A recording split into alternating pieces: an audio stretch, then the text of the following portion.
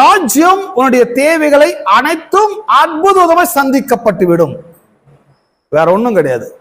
So இதுதான் மனிதனுடைய தேவைகள் சந்திக்கப்படுவதற்கு ஒரே ஒரு வழி. இந்த வழியை விட்டுட்டு மற்ற மதங்கள் என்ன பண்றாங்க, என்கிட்ட வாங்க, நாங்க உங்களுக்காக ஜெபம் பண்ணி இந்த பிரச்சனை என்ன பண்ணிடுறோம், உங்களுக்கு விடுதலை கொடுத்துடுறோம் அப்படின்னு சொல்லி கிறிஸ்தவ போதனைகளும் கிறிஸ்தவ பாதிரியார்களும் கிறிஸ்தவ பாஸ்டர்மார்களும் என்ன பண்றாங்க, ஜனங்களை வர வச்சு இந்த பிரச்சனைக்காக விடுதலைக்காக ஜெபம் பண்றாங்க. ஆண்டவரே, இந்த சிஸ்டருக்கு இந்த பண பிரச்சனை, இந்த குடும்ப பிரச்சனை, இந்த நோய் பிரச்சனை, இந்த பிரச்சனை, அந்த பிரச்சனை, விடுதலை தாங்க ஆண்டவரே. காட் சொல்றாரு, ஏப்பா நீ சொல்லிதான் நான் தரணுமா? இந்த ப்ராப்ளம் இவங்களுக்கு வரத்துக்கு முன்னாடி எனக்கு தெரியும். இந்த ப்ராப்ளத்திலிருந்து நீ ஜெபம் பண்ற விடுதலை கிடைக்க போறது இல்ல. இவங்க தேவனுக்கு ப்ரையாரிட்டி கொடுக்கும் போது, ராஜ்யத்துக்கும் நீதிக்கும் முக்கியத்துவத்தை கொடுக்கும் போது நீ இவ்வளவு பிரயாசப்பட்டு கூட ஜெபிக்க வேண்டிய அவசியம் கிடையாது. நீங்க இவங்க முக்கிய